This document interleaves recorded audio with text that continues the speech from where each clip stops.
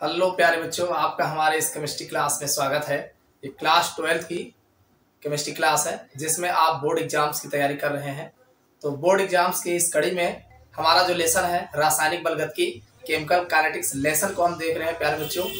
अब इस chemical kinetics में जो हमारा आज का टॉपिक हमने लिया है, इस लेक्चर्स में हम बात करें अभिक्रिया की कोट क्या होती है। अभिक्रिया की कोट आपके एग्जाम में पूछे गए हैं, खूब नंबर लगा के पूछा जाता है कि अभिक्रिया की कोट से आप क्या समझते हैं, और इसके जो रिएक्शंस होते हैं वो आपके विकल्प में या वैसे भी पूछे जाते हैं।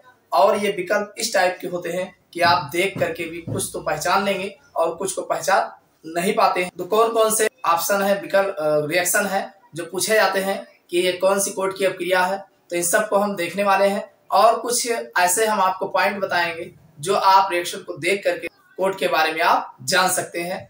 तो चलिए सबसे पहले हम देख लेते हैं कि अभिक्रिया की कोट से आप क्या समझते हैं, यानी अभिक्रिया की कोट किसे कहते हैं।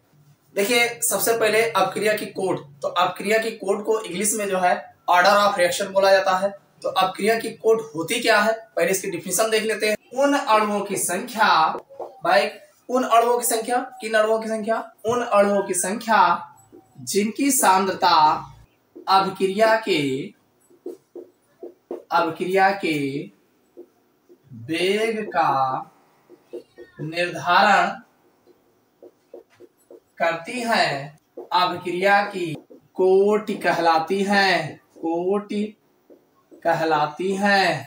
हमने कहा कि उन अणुओं की संख्या, यानी आपके रिएक्शन में चाहे जितने अणु हो उससे हमें लेना देना नहीं है। उन अणुओं की संख्या जिनकी सांद्रता केवल अभिक्रिया के वेग का, अरे बहुत लोग लिखे हो लेकिन उसमें कुछ ऐसा पॉइंट लिखा होगा, यानी कुछ ऐसा रिएक्टेंट लिया गया होगा जो अभिक्रिया के वेग का निर्धारण करता है, जिनकी सांद्रता अभिक्रिया के वेग का निर्धारण करते हैं, अभिक्रिया की कोट कहलाती है।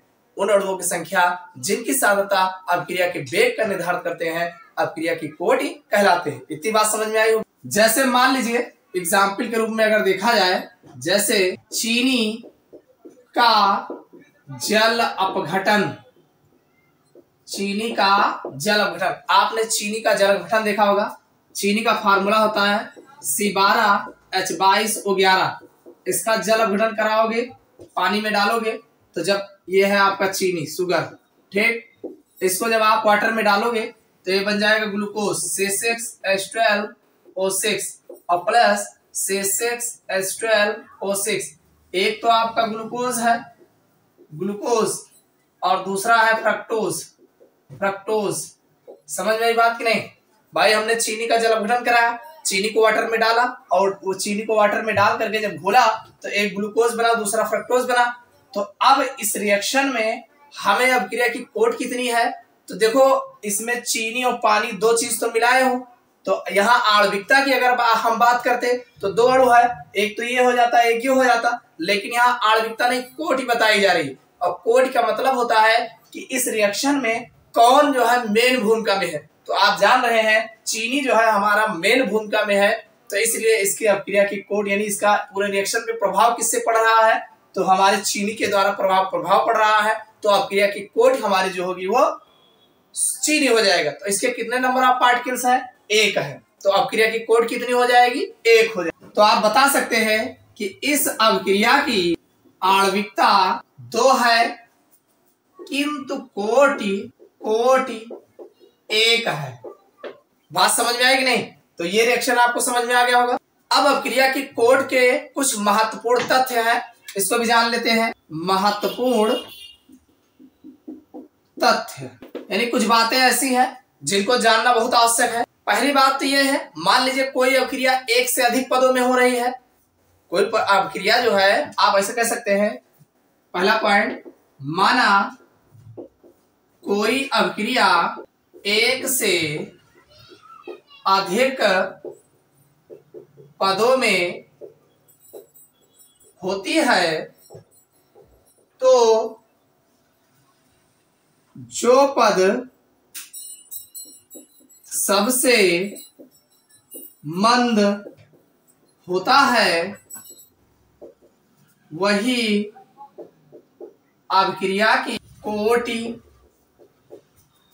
का निर्धारण करते हैं। बात समझ में आएगी नहीं? जैसे कोई अभिक्रिया एक से अनेक पदों में हो रही है तो अब उसमें कैसे आप बताओगे कि अभिक्रिया की कोट कितनी होगी? तो उसमें अभिक्रिया की कोट बताने के लिए सबसे बढ़िया है कि उसमें देख लो कि जो सबसे कम मंद पद कौन सा है, जो सबसे मंद पद धीमा पद होगा वही अभिक्रिया की कोट का निर्धारण करते हैं। जैसे मान लीजिए एक गैरेज है जिसमें एक इंजन बन रहा हो और 10 चेसिस बन रहा हो, 20 स्टीयरिंग बनाया जा रहा हो, 40 पहिया बनाया जा रहा हो, तो इसमें अगर पूछा जाए कि उत्पादन बताइए दिन में कितना होता है, तो आप ये भले ही चाहे जो हो, लेकिन अगर देखा जाए तो इंजन हमारा एक ही बन रहा है और गाड़ी का मेन इंजन जो है वो एक ही होता है, इसलिए हम ये बताएंगे कि डेली हमारा एक ही गाड़ी का निर्माण होता है। तो ऐसे यहाँ है, मान लीजिए कई हमारी अभिक्रिया कई पदों में हो रही है, तो उसमें जो पद सबसे स्लो होता है वही हमारी अभिक्रिया का कोट का निर्धारण करते हैं। चलो दूसरा देख लेते हैं, मेन पॉइंट क्या है। देखो एक चीज जान लीजिए, किसी रिएक्शन को देख करके अभिक्रिया की कोट नहीं बताई जा सकती। क्यों? आप कह सकते हैं किसी रासायनिक अभिक्रिया को देखकर उसकी कोट का निर्धारण नहीं किया जा सकता, क्योंकि कोट एक प्रायोगिक मान है।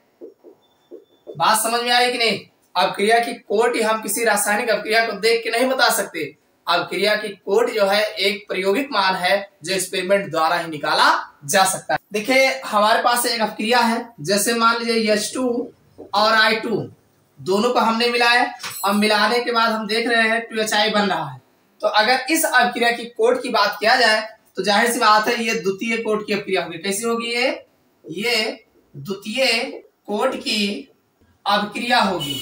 अरे आप देख रहे हैं हमारे दो अभिकारक लिए गए हैं, तो ये द्वितीय कोट की अभिक्रिया होगी। लेकिन अगर ऐसे कह दिया जाए H2 और I2 जो है जल से भरे किसी नली में प्रवाहित किया जाता है या जो है सूर्य के प्रकाश में अभिक्रिया कराई जाती है, तो इसकी अभिक्रिया की कोट जो है शून्य हो जाएगी। बात समझ में आई? यानी इसी अभिक्रिया की कोट जो है शून्य हो जाएगी अगर किसी की उपस्थिति में अभिक्रिया कराया जाता है। तो एक दूसरा रिएक्शन देखते हैं, जैसे मान लीजिए हमारे पास लिखा हो CH3COOR और इसको जो है H2O और H2O के नीचे लिखा हो अधिक लिखा हो, तो और ये हमारा बन रहा है CH3COOH प्लस ROH बन रहा है एल्कोहल। भाई ये CH3COO इसमें का H ले लिए, ये बन जाएगा एसिटिक एसिड और ROH ये एल्कोहल बन जाएगा और यहाँ अधिक लिखा है। तो अगर आप देखेंगे इसका अगर कोट की बात करें तो इसका बेग अगर देखा जाए तो बेग जो होगा हमारा K, देखो ये दोनों पर डिपेंड करेगा CH3COOR और दूसरा हमारा होगा H2O। लेकिन समस्या क्या है, यहाँ अधिक लिखा है। यही चीज आपको एग्जाम में देता है, जब यहाँ अधिक किसी के नीचे लिखा हो तो इसका शून्य पढ़ा जाता है। समझ में आई बात कि नहीं? यानी इसका अभिक्रिया पे जो है कोई प्रभाव नहीं होता। तो इसकी अगर कोट की हम बात करें तो इसकी कोट जो हो जाएगी वो 1 हो जाएगा। बात समझ में आएगी नहीं? भले आप 2 लिए हो लेकिन इसकी कोट जो है 1 ही लिया जाएगा, जो जिसके नीचे अधिक लिखा होगा उसका हम शून्य मानेंगे। समझ में आई बात? इसी तरीके से हमारे पास अगला रिएक्शन है 2NO plus O2 gives out 2NO2। अगर इसकी हम बात करें तो यहाँ पे जो हमारा बेग होगा, बेग के ये हो जाएगा NO का स्क्वायर और ये O2 होगा। भाई एक इस पर डिपेंड करेगा, एक इस पर डिपेंड करेगा। इसको हम ऐसे लिखते हैं कि कांस्टेंट हो जाएगा, रिएक्टेंट का ये लिखा है। अब इसके अगर हम कोट को देखें तो इसकी कोट कितनी होगी, तो आप देख रहे हैं 2 ये है 1 ये है, तो इसकी इस अभिक्रिया की कोट जो है 3 होगी। समझ में आई बात? तो इस तरीके से और भी रिएक्शन अगर आप देखना चाहें, जैसे मान लीजिए CH3COOH और प्लस NaOH, इसको जब आप मिलाओगे तो बनेगा CH3COO Na बनेगा और साथ में जो है HOH हो जाएगा, H2O बनेगा। तो इसका अगर आप रेट देखेंगे, बेग अगर देखते हैं तो बेग जो बनेगा ये कांस्टेंट रहेगा, ये क्यों हो जाएगा CH3COOH हो जाएगा और दूसरा जो हमारा निर्भर करेगा वो NaOH पर। तो इस अभिक्रिया की अगर हम कोट की बात करें कितनी कोट होगी, तो इसका कोट देखो एक ही हो जाएगा, एक ही मतलब 2। अभिक्रिया की कोट जो होगी 2 होगा। तो इस तरीके से एग्जाम में जो है अभिक्रिया की कोट जो है आपसे पूछे जाते हैं, रिएक्शन दे दिया जाएगा और रिएक्शन के हिसाब से आपको अभिक्रिया की कोट बताना रहता है। इसका एग्जाम्पल तो इम्पोर्टेंट है ही है। साथ में जो है अपक्रिया की कोड से आप क्या समझते हैं, ये मोस्ट इंपॉर्टेंट है, खूब पूछा गया है। तो आशा करते हैं अपक्रिया की कोड आपको समझ में आया होगा। इस लेक्चर्स में इतना ही। अब हम अगले लेक्चर्स में जो है दूसरे हेडिंग की बात करते हैं।